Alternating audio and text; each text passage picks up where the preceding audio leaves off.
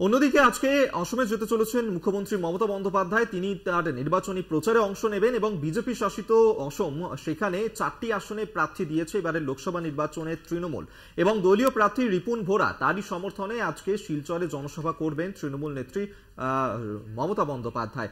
এবং আজকে অসমে যাবেন তিনি, তার নির্বাচনী প্রচারে যোগ দেবেন এবং সেই নির্বাচনী প্রচারে সেখানকার তৃণমূল প্রার্থী রিপুন ভোরার সমর্থনেই এই নির্বাচনী প্রচারে সামিল হবেন। আমরা এই নিয়ে কথা বলবো। বিশেষ প্রতিনিধি দেবজ্যোতি ঘোষ এই মুহূর্তে আমাদের সঙ্গে টেলিফোনে রয়েছেন। দেবজ্যোতি, অসম বিজেপি শাসিত রাজ্য, সেখানে এবারে 4টে লোকসভার আসনে প্রার্থী দিয়েছে তৃণমূল, আজকে সেখানেই নির্বাচনী প্রচারে যাচ্ছেন মমতা বন্দ্যোপাধ্যায়। দেখো, হেমন্ত বিশ্ব শর্মার যে গড় রয়েছে আসাম, সেই আসামে কিন্তু তৃণমূল কংগ্রেস ইতিমধ্যেই বেশ কিছুটা শক্তি বৃদ্ধি করেছে। তাকে সুস্মিতা দেবকে এই আসামের দায়িত্ব তৃণমূল নেতৃত্ব দিয়েছেন এবং তাকে রাজ্যসভায় নিয়ে এসে মমতা বন্দ্যোপাধ্যায় একটা গুরুত্ব দিয়েছেন।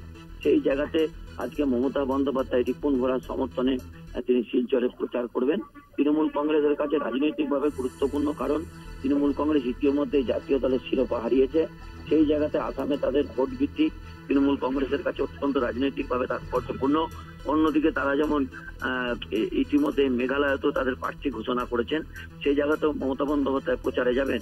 এবং দেখো, প্রথম দফার নির্বাচনের আগে তৃণমূল কংগ্রেসের পক্ষ থেকে এই আসামের রিপুন ভোরার প্রচার অত্যন্ত গুরুত্বপূর্ণ, কারণ এই আসন থেকে তৃণমূল কংগ্রেসকে আশানুরূপ ফল করতে হবে জাতীয় দলের শিরোপা পেতে গেলে। সেই জায়গাতে আসাম এবং মেঘালয়কে যেমন গুরুত্ব দিচ্ছেন, পশ্চিমবঙ্গে তারাও কিন্তু বেশ কিছু জায়গাতে ইতিমধ্যে তাদের প্রচার সেরেছেন। তেমনি উত্তরপ্রদেশের একটি আসনেও কিন্তু তৃণমূল কংগ্রেস লড়াই করছে।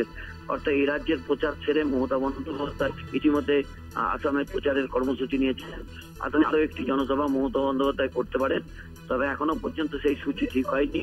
তবে অত্যন্ত গুরুত্ব দেওয়া হচ্ছে এবারের অন্য রাজ্যে তৃণমূল কংগ্রেসের লোকসভা নির্বাচনের প্রচারকে। একেবারেই তাই। আপাতত ধন্যবাদ তোমায়। বিশেষ প্রতিনিধি দেবজ্যোতি ঘোষ এই মুহূর্তে আমাদের সঙ্গে টেলিফোনে ছিলেন। আজকে নির্বাচনী প্রচার সাথেই অসমে যাচ্ছেন মুখ্যমন্ত্রী মমতা বন্দ্যোপাধ্যায় এবং এবারে লোকসভা নির্বাচনে 4টি আসনে প্রার্থী দিয়েছে সেখানে তৃণমূল, এবং সেই ক্ষেত্রে আজকের এই নির্বাচনী প্রচার থেকে কি বার্তা দেন মমতা বন্দ্যোপাধ্যায়, অবশ্যই সেদিকে নজর থাকবে।